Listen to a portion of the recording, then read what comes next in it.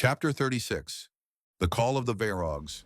An icy breeze swept through the upper corridors of Galathor's fortress, carrying with it an ancient hum that rose from the castle's depths. High above, an open terrace overlooked the horizon, a sea of dark mountains, jagged like fangs, barely visible through torn veils of mist. Galathor contemplated the landscape without haste, walking with his scepter in hand as though it were an extension of himself. His steps echoed softly against the black stone as he moved toward the edge of the terrace. There a figure awaited him, wrapped in a cloak as deep as night. "Raver," Galathor said, without raising his voice. "Your reports." The dark elf inclined his head, his face marked by ancient scars that vanished into bluish shadows. "My lord, the companions of the bearer of the mark are heading toward Tharzul. If they enter the city, reaching him will be difficult." Galathor released a short breath, somewhere between frustration and weary patience. "The dwarves' stronghold is not easily breached, not even by us." "By land, no," Ravor replied. "But there is another way. We can send a small group of Vharogs. They will fly over the mountain range, straight to the walls." Galathor turned his head slightly toward him, weighing the idea. "It will not be enough," he said.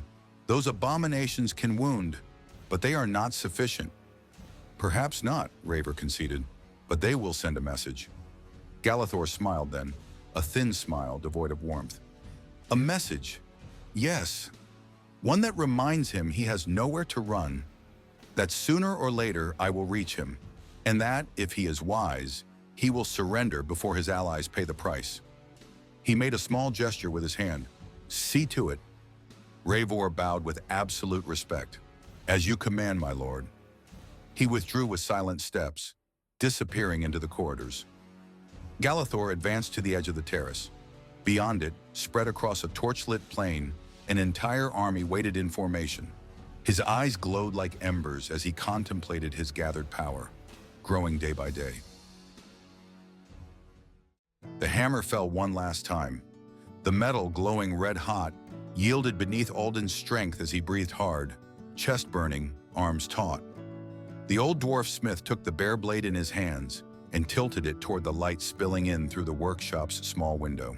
The gleam it returned was clean, keen, almost hypnotic. "By the beard of the first king," the dwarf murmured, "it's magnificent." Alden smiled, still catching his breath. "I wasn't sure I could do it," he admitted. "But you did," the dwarf replied, never taking his eyes off the blade. "And now it will need a name, and a hilt worthy of it." Alden hesitated for a moment. Then something within him, perhaps a memory, perhaps an instinct, flashed like a spark. "Lufer," he said. "In the ancient tongue, wolf's fang." The dwarf raised an eyebrow, pleased. "It suits her perfectly. I'll see to the hilt. And you will have your armor. You kept your part of the bargain. I will keep mine." Alden nodded, silently grateful. As he left the smithy, he saw Doran and Sarah waiting for him. Both straightened the moment they spotted him. "So?" Doran asked. Alden couldn't hold back his smile. "It went very well." Sarah studied him with a mix of surprise and relief. "You look different," she said. "More certain." Alden was about to reply when a third dwarf, round-bellied, wrapped in thick coats, came hurrying through the crowd. "Ah, at last I find you," he panted. "Blessed be the hammer of the first king." Doran narrowed his eyes. "Born, if you have something to say it." The merchant raised his hands. All right.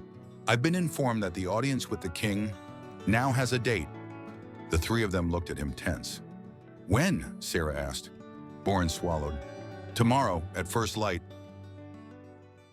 The northern caverns plunged into the mountain like open wounds. The air was thick, heavy with dampness and the scent of ancient blood. Ravor advanced without fear, his silhouette little more than a shadow among shadows. From the depths, a pair of yellow eyes watched him. Then another pair. And another. A gigantic figure emerged from the darkness. Skin black and taut, bat-like wings folded at its sides, curved claws scraping against the rock. Its elongated head resembled that of a colossal bat. A Vharog. Raver spoke in a harsh tongue, laden with consonants and metallic echoes. The creature inclined its massive torso slightly, as if acknowledging authority.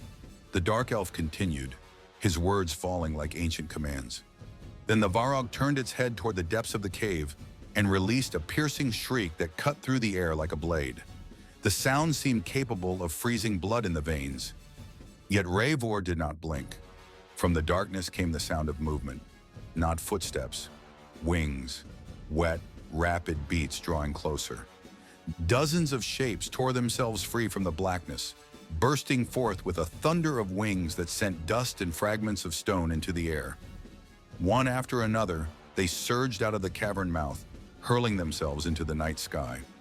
At last, the Vharog that had stood before Eivor spread its wings with a dry snap and joined the rest. Eivor watched as they vanished into the distance, swallowed by the night, and he smiled faintly. The message would be delivered.